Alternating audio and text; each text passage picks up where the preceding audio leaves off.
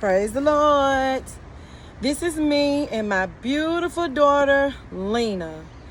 And God blessed my mind to do, I guess it's sort of like a documentary, but it's really concerning our testimony of our lives, concerning especially my daughter, Lena. This is our baby girl, Lena. And she will be turning 18 years old. And this is countdown. 40 days. Day 40 now. And it's going to be countdown. So what God blessed my mind to do is to read Psalms 40 for today and go all the way down to just to honor God in this. And so we're going to read the Psalms. And then Lena going to tell you a verse in the Psalm that she likes better than the rest and why. And also we're going to talk about our life, Lena life basically, but our lives together, but more spotlighting her of even different topics that we had to go through, trials of life in our family, even with adoption and choices, life choices, God's mercy, grace, His forgiveness, His kindness, love, and hopefully this can just help all who hear it. So we're going to begin with, I'm going to read Psalm 40 from the King James Version. It said, let me try to put my reading glasses on right here. It says, I waited patiently for the Lord, and He inclined unto me and heard my cry. He brought me up also out of an horrible pit, out of the miry clay, and set my feet upon a rock, and established my goings. And He had put a new song in my mouth, even praise unto our God. Many shall see it and fear, and shall trust in the Lord. Blessed is that man that maketh the Lord his trust, and respecteth not the proud, nor such as turn aside to lies. Many, O Lord my God, are thy wonderful works which thou hast done, in thy thoughts which are towards us. Word. They cannot be reckoned up in order unto thee. If I would declare and speak of them, they are more than can be numbered. Sacrifice and offerings thou didst not desire. Mine ears hast thou opened. Burnt offering and sin offering hast thou not required. Then said I, Lo, I come. In the volume of the book it is written of me. I delight to do thy will. Oh my God, yea, thy law is within my heart. I have preached righteousness in the great congregation. Lo, I have not refrained my lips, O Lord. Thou knowest. I have not hid thy righteousness within my heart. I have declared thy faithfulness in thy salvation. I have not concealed thy loving kindness in thy truth from the great congregation. Withhold not thou thy tender mercies from me, O Lord. Let thy loving kindness and thy truth continually preserve me. For innumerable evils have compassed me about. Mine iniquities have taken hold upon me, so that I am not able to look up. They are more than the hairs on my head. Therefore my heart faileth me. Be pleased, O Lord, to deliver me, O Lord. Make haste to help me. Let them be ashamed and confounded together that seek after my soul to destroy it. Let them be driven backward and put to shame, they that wish me evil. Let them be desolate for a reward of their shame, that say unto me, Let all those that seek thee rejoice and be glad in thee. Let such as love thy salvation say continually, the Lord be magnified. But I am poor and needy, yet the Lord thinketh upon me. Thou art my help and my deliverer. Make no tarrying, oh my God. Thank you, Jesus, for this. So, Lena, now I want you to read which one of the verses that you like the best out of it and why. The verse out of the Psalms 40 that I liked the best was verse 1. I waited patiently for the Lord, and He inclined unto me and heard my cry. Yes, Lord. This stand out most to me because over my life, my 17 years, almost 18, it has proven over and over that He do answer my prayers, and that I can always count on Him. So when I need somebody to talk to, He's always there to listen. Okay, that's good. So now I'm finna go. I'm gonna show you some pictures when Lena was a little baby, and we're gonna start talking about, I guess, adoption being one of the topics we're gonna talk about, which is a major topic. Um, and Lena, hey, Lena, Bo, and Eddie, they are my first cousins' children. Eddie Lee. And me and him, we grew up some of our lives being together in the same household. And we thank God for that, for being able to grow up together as we did. And so Eddie Lee was going through some difficult times when he was in California. And so him and his children's mother, they agreed to call and ask me to me and my husband to adopt their children. Lee already knew that I love him, and nothing could ever stop me from ever loving him. I love him. He knew that I was going to tell his children the truth. I wasn't going to try to act like that, that I'm their biological parent. I was going to be honest with them. He already knew that. And so I let my children know that when they did ask, when I told them the truth about their mother and father, I let them know that their mother and father loved them so much that they were willing to put them in safety, to give them up in order to save them, that they was not selfish, because the people that they was hanging around, they was not in a good place, and they needed deliverance their own self, as well as all of us do, and so that they felt it was the best choice for their children to be in safety, instead of dragging their children along with them when they was not in a good place. And they didn't want anyone to have their children sex trafficked or touching the children, or the children abused in any kind of way. So they allowed their children to come to be in a safe place. And so that's what was going on. So I let my children know this. And when me and my late husband Daryl, when we did adopt them, but before we did, we prayed, and we went through several things. That was my first time ever flying on a plane. I was nervous to go to California to get them. It was a kind of like a lengthy process, but I prayed and I prayed, and I had faith that God was going to bless me to get my children. And also my prayer was, God, put it in my heart to love my children as if they came from my own womb. And then later, God changed that prayer. I said, God, put it in my heart to love my children like you created a mother to love their children, because God gave me the understanding to know that just because children come from your womb, sometimes you can still be detached. You cannot have natural affection. That don't mean that just because children is born from a mother that they have that love that they supposed to have for their children. So I prayed. I said, God, let me have the love that you want a mother to have for my children, for all of my children, even my two biological children. Put it in my heart to love them like a mother supposed to love them, and put it in their heart to love me as a child supposed to love their mother. That was my prayer, and God definitely answered that prayer. Definitely, because I don't love my biological children that come from my womb. I don't love them more than I love my children, my adopted children. And I really don't call them basically my adopted children. They are my children. So I mean, I don't love them no more or no less. I don't have favorites like this the favorite one, because God let me know the only blood that really matters is the blood of Jesus that watches us white as snow and have redeemed us. Because you will find out in this life, the one that you try to brag on that could be your own blood, usually sometimes it be a person that's not even blood kin to you that will bless you quicker than your own blood. So you will find out that you better stop bragging on what you think is what it is, because God know more than what we could ever know.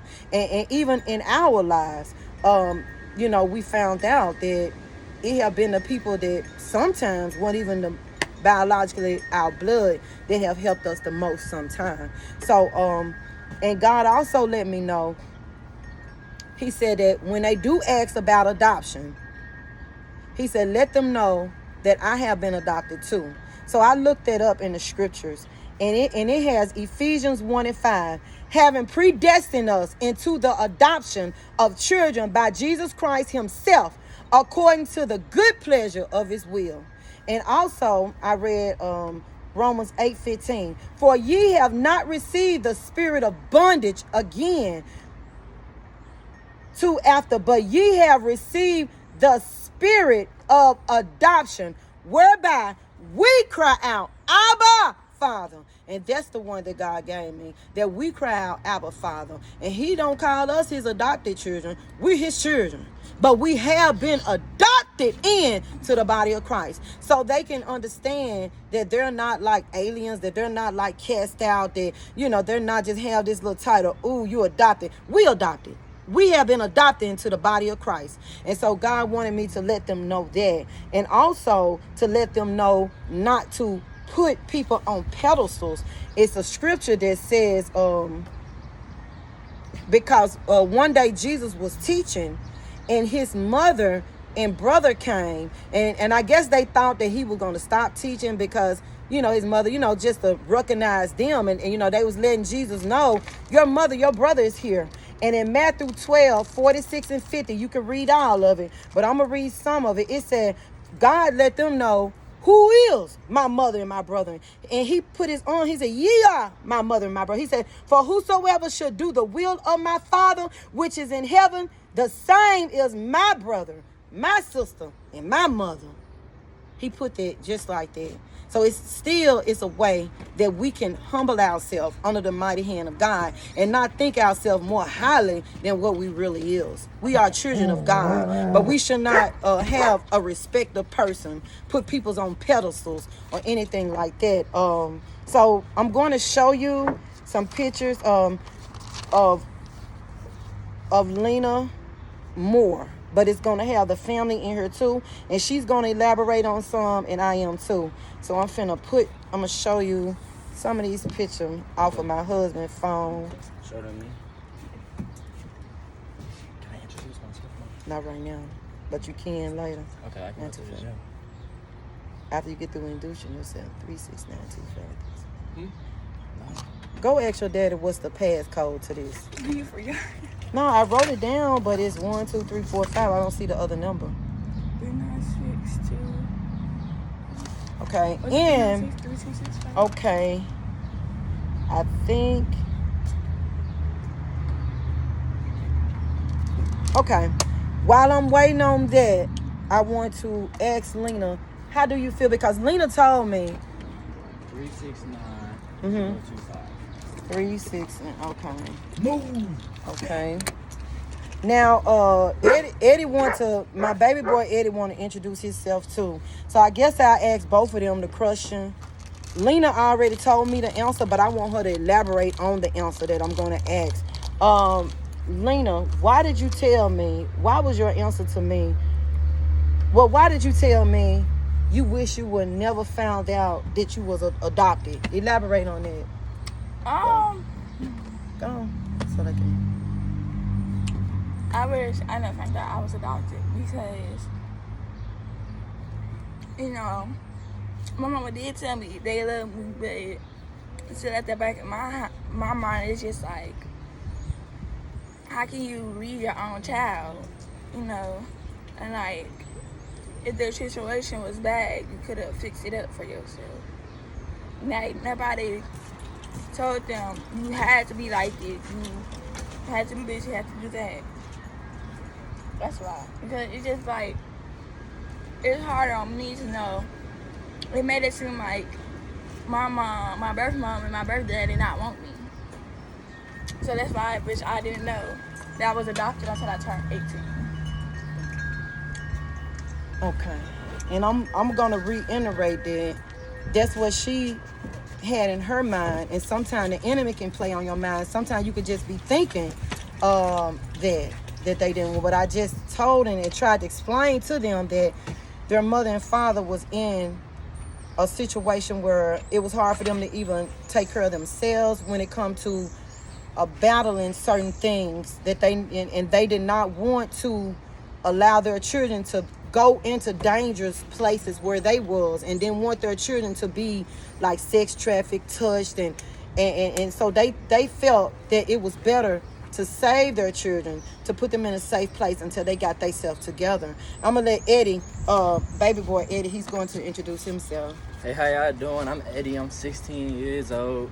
And what's the question you want to ask me? About adoption. When I told you you was adopted, how did that affect you, knowing that you was adopted? Okay, it hurt a little bit, but you gotta understand that this woman right here, my mama, raised me when I was a little kid, so it didn't really do much to me. Okay, my parents didn't want me, and they couldn't, see, when I was young, I kind of understood the world a little bit more than other kids do. So when my mama told me things like they just couldn't raise me at the time, they had financial things to deal with, and you know what I'm saying, like,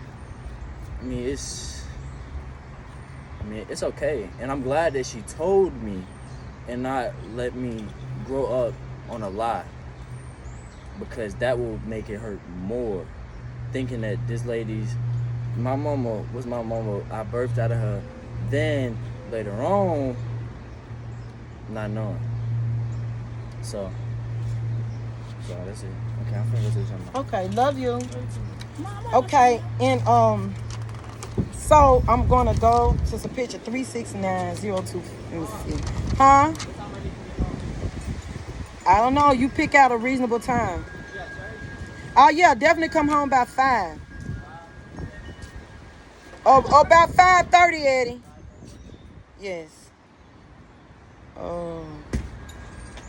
Okay, I'm finna show you some pictures. This is when Lena was a little bitty baby, and her big brother Bo, beyond Bo. Stop, don't. It's okay. Don't, Lena. I had it right. There you go. Now. Took my hot dog. Oh, do you remember that picture? Explain Yeah. it.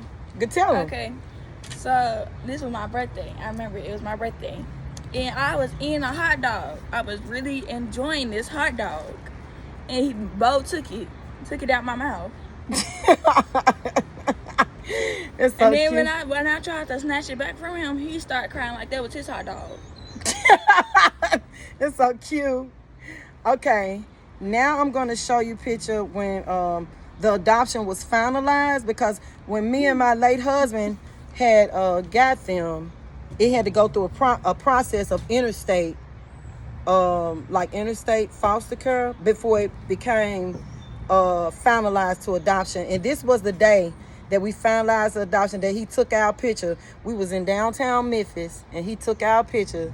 And at that time, Lena was 18 months at that time. And look at Bo.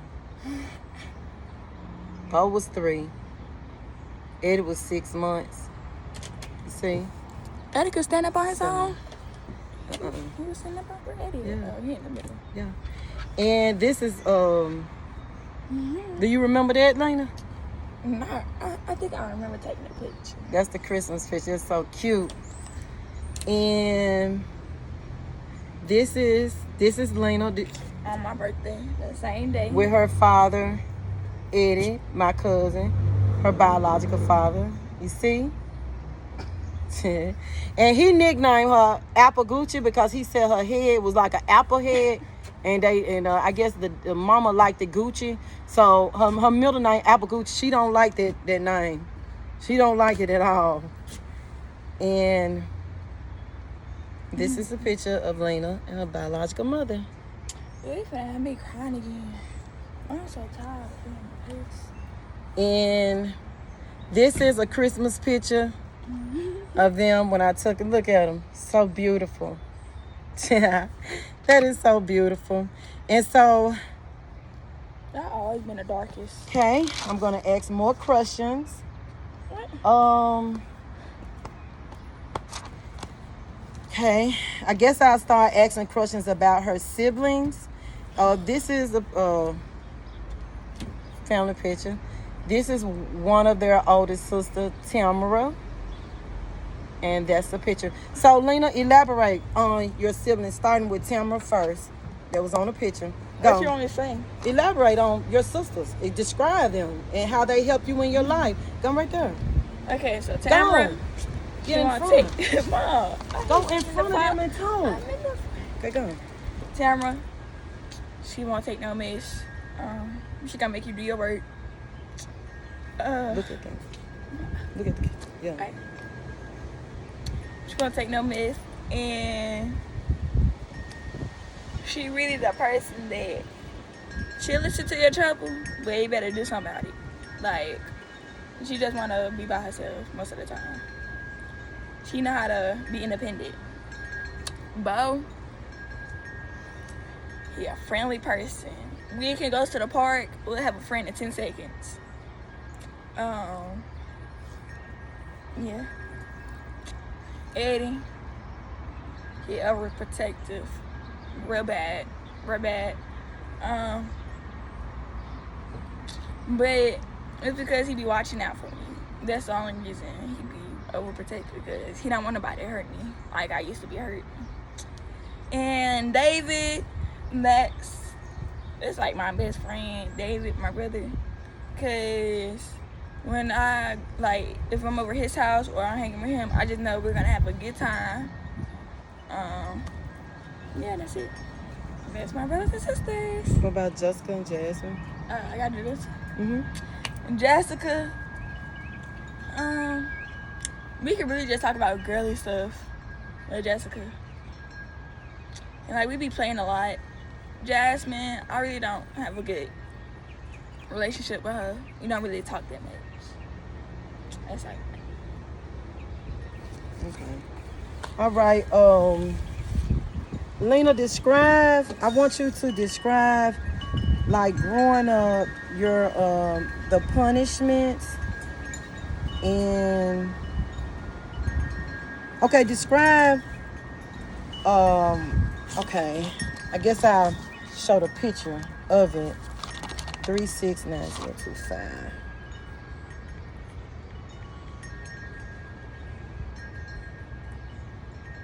I thought I had more. Why I didn't send that picture? I guess that'll be on the next one then. Okay.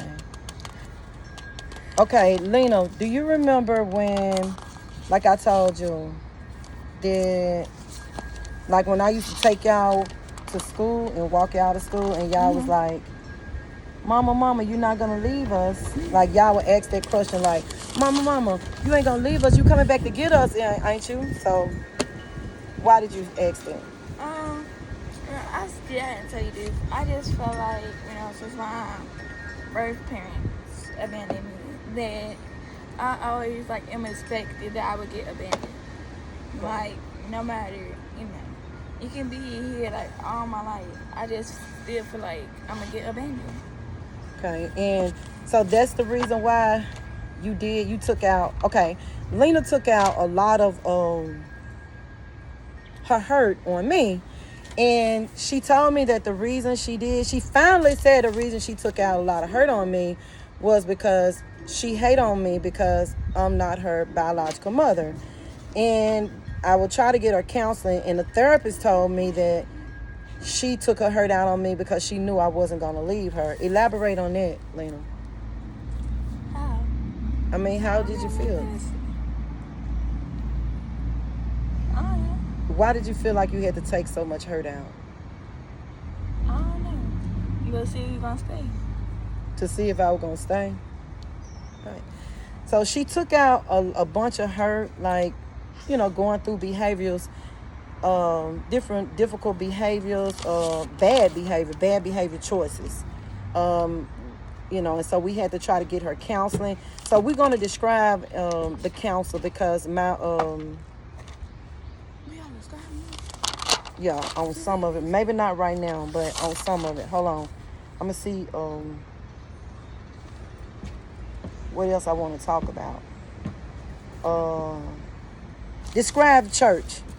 Describe ADT Church in Memphis when I used to take y'all to church. How did you feel going to church and the I people? felt good going to church. It's just that, I don't know. I just felt like, it was connected, but it wasn't like, at the church we is now, how it was. Everybody know each other. Like, you make the new people feel welcome. I feel like I know I felt love there, but it just not, the church together, it wasn't a whole. So, that's what I felt. Okay.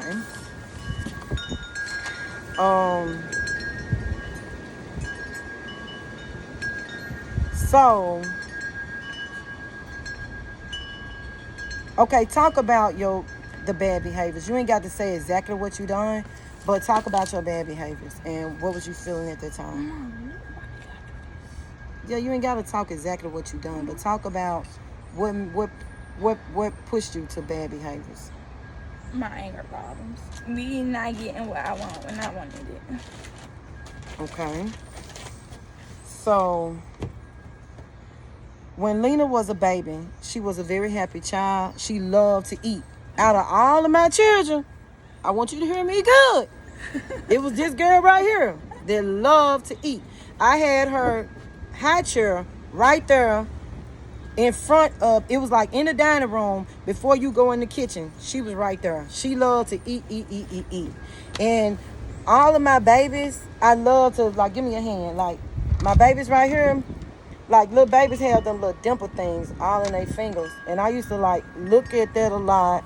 And then when I see, I don't know, yeah, and when I hold my babies, I would just hold them like this and just smell them like, I don't know, I just smell my babies. And then I kiss them right up here, like right here.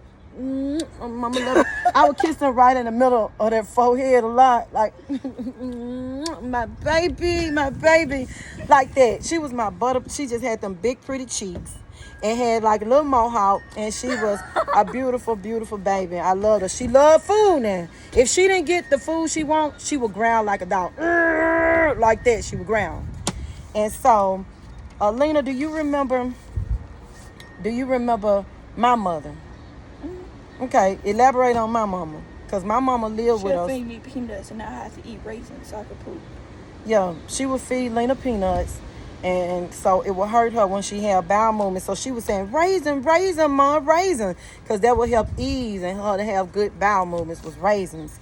Let me see if we want to talk about anything else today before we wrap it up and do tomorrow. Because we have 39 more days after today. Woo! Thank you, Jesus. Countdown. Okay. So they answered that about adoption. So Lena, do you want to elaborate on the fun times, like the? Who saved your life? You did. How? Skating, swimming, field trips. When you were little, playground, going to Chick-fil-A. Go on, tell them. And being a cheerleader, you and Tamia. Go on, talk. Talk about being a cheerleader. Well, actually, I don't know. I love dancing. And I also used to be a cheerleader when I was in elementary school. I cheerleaded in kindergarten, first, and second. Yep. And so which one was your most funnest, like, when you learned how to skate or swim? I feel like Come on over here. skating. So you like going to skating ring better than swimming? Yeah, because like the skating, you can do that all year round. You can't swim all year round unless you want to freeze to death. Or go to indoor pool. Yeah. Okay. And Lena had been the bravest child I have to get on the most terrifying rides that you could ever want to see. Describe that, Lena, about the roller coaster ride. I know our pastor be glad because our pastor and wife love roller coaster ride. So Lena would be the partner for them. Okay, talk about that. So I remember we went to Six Flags. I think, what is it, St. Louis? Mm-hmm. I don't know. We went to Six Flags and there was this one roller coaster called Mr. Freezer. And my mama, she couldn't get on the ride at the time. Yeah, because I was too big for them to close down the thing to latch me in.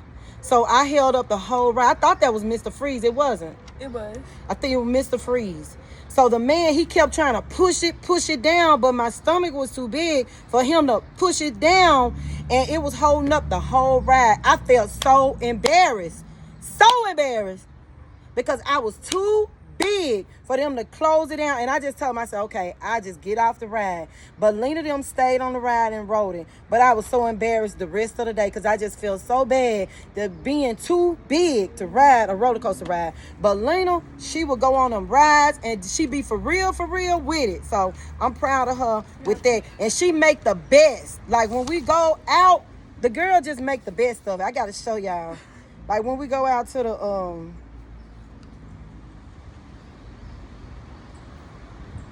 she make the best of it. I don't even think it's on here.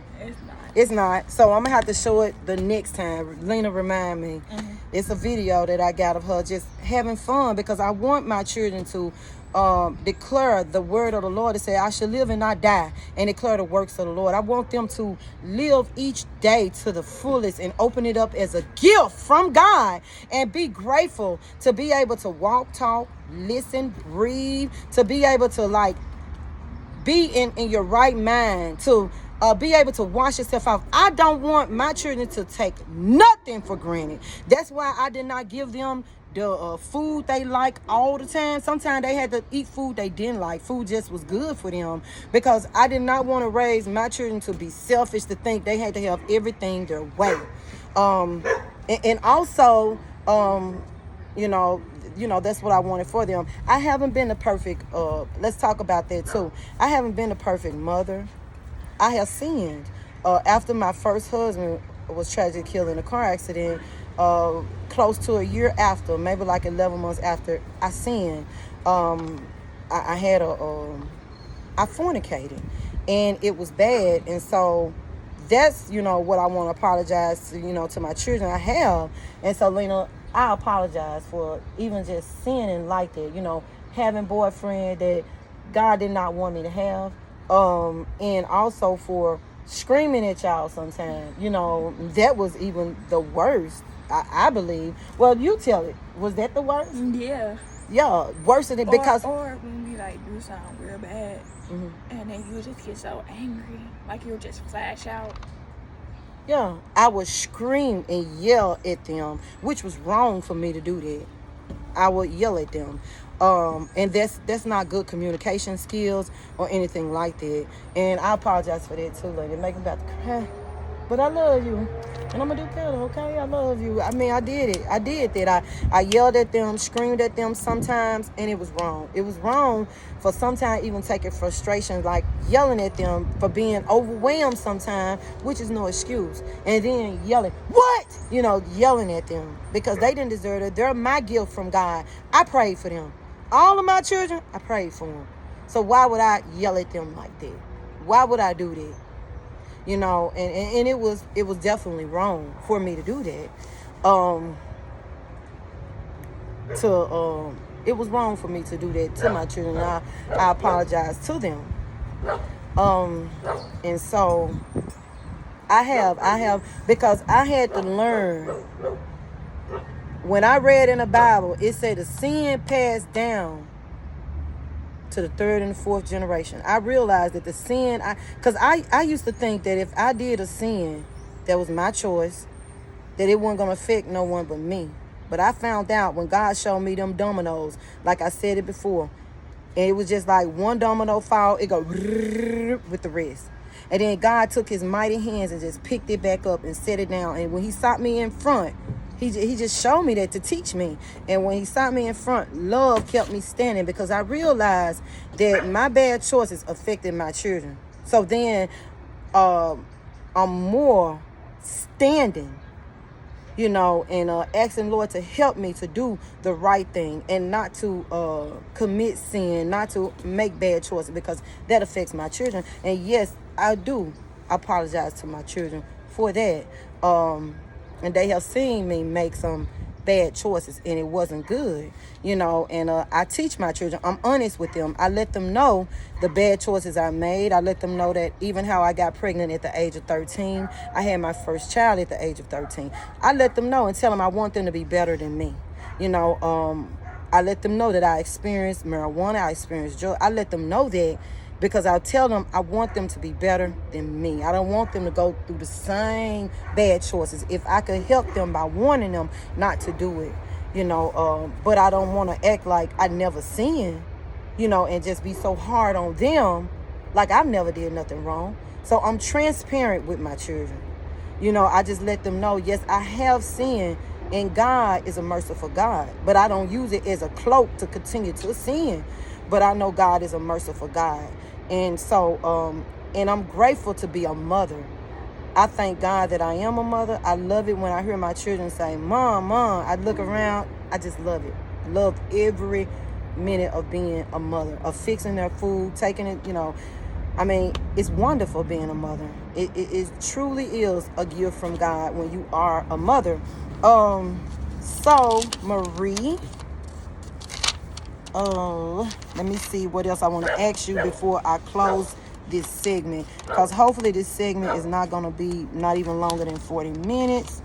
Yeah, I may need to just...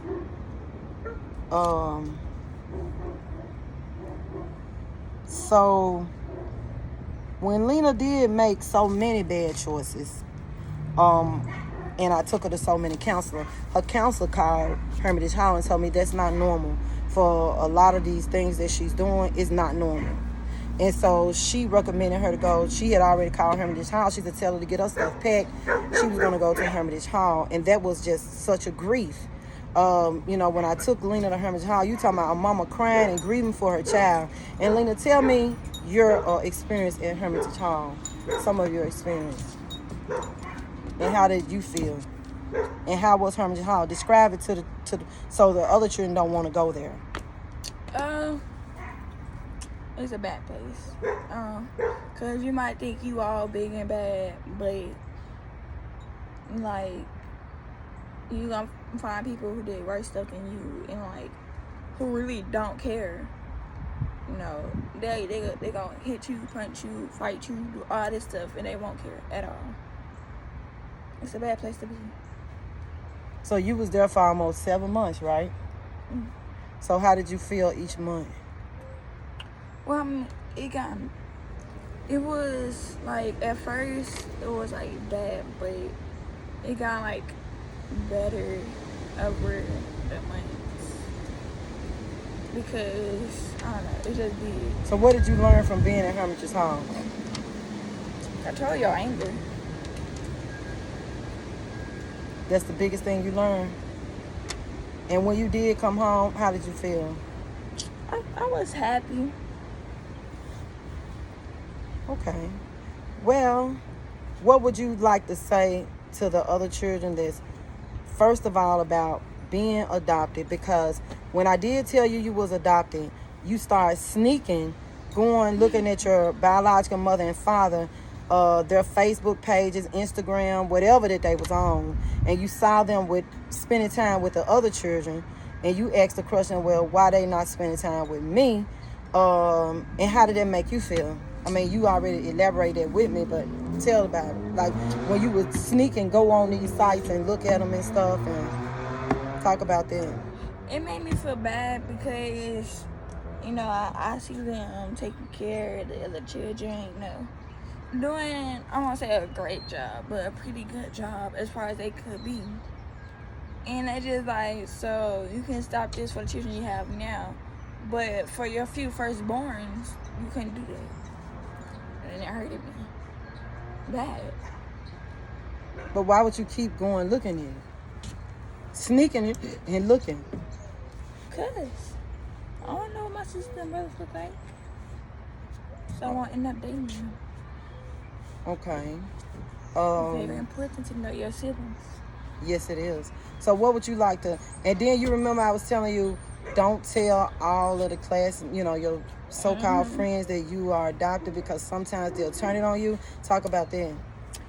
Yeah, I thought they was going to be like, be nice to me and stuff because of that, but you do wrong thing and they going to tell everybody in the whole school, everybody, their mama, their sister.